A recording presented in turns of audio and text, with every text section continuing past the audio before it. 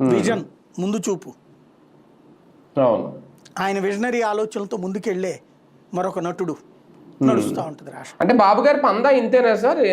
ఇప్పుడు మరి అమరావతి సెస్ మరి ఉందో లేదో, పెట్రోల్ మరి తగ్గించారో లేదో, అది ఏం తగ్గించలేదు. అట్లా ఉందా అలాగా? ₹4 ఎంతో అంట కదా. విచిత్రం ఏంటంటే జగన్ పోనీ ఆ డబ్బులు ఏమైనా అమరావతి వాళ్ళకి కూడా ఇవ్వలేదు. అప్పుడేమైనా పోను కట్టాడు అతను ఆ డబ్బులతో. పోను ఆ డబ్బులతో రోడ్లనే ఇచ్చు కదా. రాష్ట్ర ప్రజలందరూ అమరావతి చేసి కడుతున్నాం. ప్లస్ ఇది ఒకటి. అంటే ఇదైతే ఇప్పుడు 2 వీలర్స్ మీద, కార్ల మీద, అంటే కార్ల వినియోగం కూడా పెరిగింది అనుకోండి, ఒక రకంగా బాధుడే. లేదు, ఇది ఒక సంపద సృష్టిగా చూడాలా, ఇది ఒక ఆదాయ మార్గంగా అనుకుంటుందా రాష్ట్ర ప్రభుత్వం? ఏం లేదు. ఇప్పుడు పెట్రోలు మనకు విదేశాల నుండి వచ్చేటటువంటి బ్యారెల్ రేటు తగ్గింది.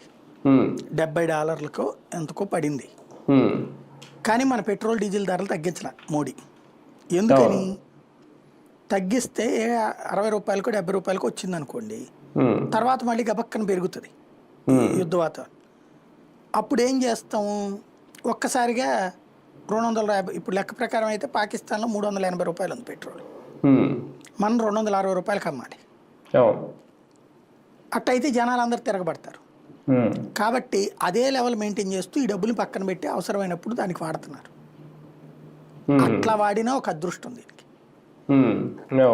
రోడ్లు వేసేది బాబు పేరు.